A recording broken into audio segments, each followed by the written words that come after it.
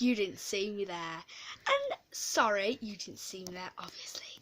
And welcome back to another episode of Ed's Endeavours with a Twist. Ed's Beds! I'm in my lovely comfy bed.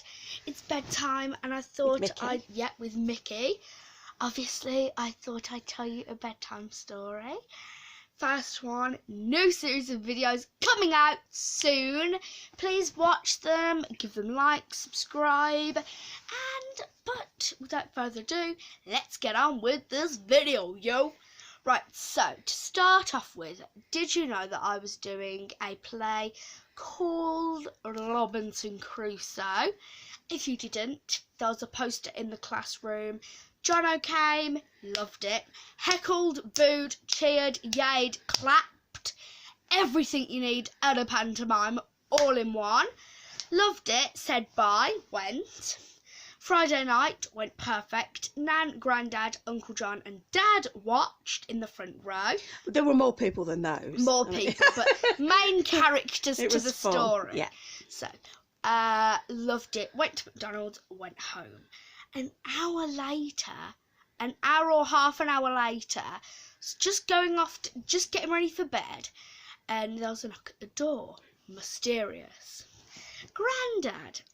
Dad answered the door. Well, explain how close we live to Nan and Grandad. So we basically live 4 doors up from Nan and Grandad.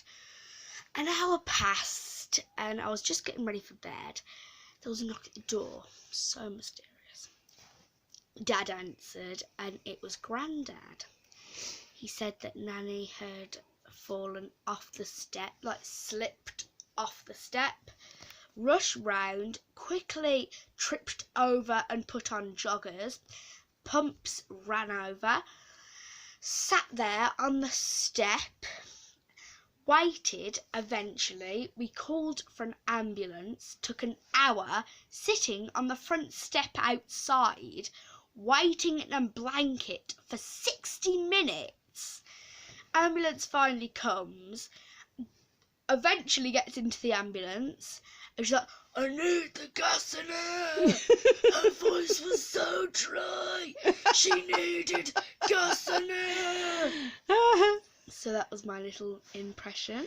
But she went to the hospital, and that is where that was another hour later. Yes, after another they'd given her hour morphine later. because she was in agony. Yes, they hooked her up to a drip with morphine, but eventually they had lift off to the hospital. She's at the Queen Elizabeth Hospital in Selly Oak. So yes, but What did it turn out she'd done to her leg? it turned out that she had broke her femur. And what have they had to do to her? They have to put a metal rod in. 2 metal rods, Two plates, metal rods, screws, plates, you screws, name it. You name it. They've got it in her leg. Right, so one story covered. The next story has a bit of a twist. So today we went to visit Nanny, and it was all fun and games until this one woman just stuck out like a sore thumb to me. In the bed opposite. In the bed opposite to Nanny. Now, in this ward, there were 4 beds. And in the bed opposite, this woman just stuck out like a sore thumb to me. You know, she had, what was it again? We think, well, she had dementia. She must have done. Dementia. Or she'd have had a strange reaction to whatever drugs she'd been on. Dementia, or she had a bit of hallucination. But the strange thing is, her family had no idea that she was confused. No, they had no idea that she was confused. So we don't know if it was dementia or if something they'd given her, for pain. Right, so, calls up her husband and said she's on level 1, which is floor 1. So the next day, or a couple of hours later, he goes to floor 1. Not there. Because what floor were they on? Floor 4. So that was the first strange thing, because her husband was really confused as to why she'd have got that wrong. Yeah. Yeah, so that was weird. Part 2. Now, I'm not changing the video, I'm just saying part 2 to the story. She called up her husband and said that they'd left her in the middle of a restaurant when actually she was in a hospital ward. Seems a bit strange, doesn't it, Mum? And the weird thing is that her family were believing her, because they had no idea that she was confused, did they? But the crux of the matter was part 3. Part 3. So I'm going to get in. Can you zoom in, please, Mummy? I'm right, in. So, I was helping Nan try and film on her phone because she's been seeing ectoplasm in the corner of the room. That's another story. That is another story for another bedtime story. We'll tell you about Nanny's ectoplasm matters. tomorrow, won't we? But actually, after this, I'll tell you about the ectoplasm gate. Right, so I was helping Nan try and film this so-called ectoplasm on her phone because they say 3 o'clock in the morning is ghost hour. And that's when it keeps happening, and that's when doesn't it keeps happening, when she's wide awake in the morning. And this woman opposite, I was just looking at my nan's phone. She's talking to her husband, probably saying that she was in a restaurant. And honestly, I was looking at my nan's phone, and she was like, I looked up, and she looked at me. She suddenly shouted, "Oi, you, stop staring at me." And she's like, "Yeah, I know you can hear what I'm saying."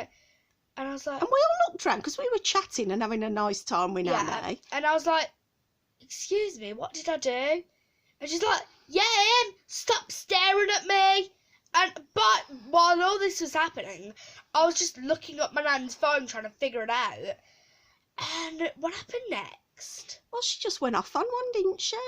So we said, mind your own beeswax, like, you don't know what you're on about. And I got a bit worked up. Teddy obviously got upset because it shocked the bejesus out of you. Like, I'd never experienced that, so I didn't know what it was like. And also, she was accusing me of random things that I obviously did not do.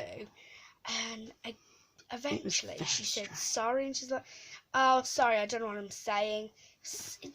Tell them what else she said she saw by Nanny. She said she actually saw... What did she say? Fish? There were fish swimming around Nanny's head. Oh, no. I mean, dementia and Alzheimer's are awful, awful things. And that's what we did the pantomime for, wasn't it? But it was just strange that she hadn't experienced it before, had she? Tell them about Betty. Do you want to tell them about Betty? No, you tell them about Betty. Because it's not all bad news, is it, about someone having a go at you? Tell them how lovely Betty is. So there's this old woman in the ward on bed 3. Bed 2, actually. And her name's Betty. And she's so lovely. I've visited Nanny twice. And... she's just so nice. Every time she comes in, she gives me a hug. She fell in love with you, didn't she? She did. We've had a sing-song and a dance around, haven't we, entertaining her? And what did she give you today? She gave me a £5 note she to be did, my best friend. Because she loves you, doesn't she? And that was so nice. Anyway, that segues us into Nanny's ectoplasm. Because... Excuse me, shaking, I'm laughing. Because the ectoplasm has been floating around Betty. Honestly. So basically, Betty, she's kind of like on her last legs, kind of. Well, we hope not, but she could. We hope not, but she could be soon. She's very elderly, She's very elderly. And her husband died a couple of years ago.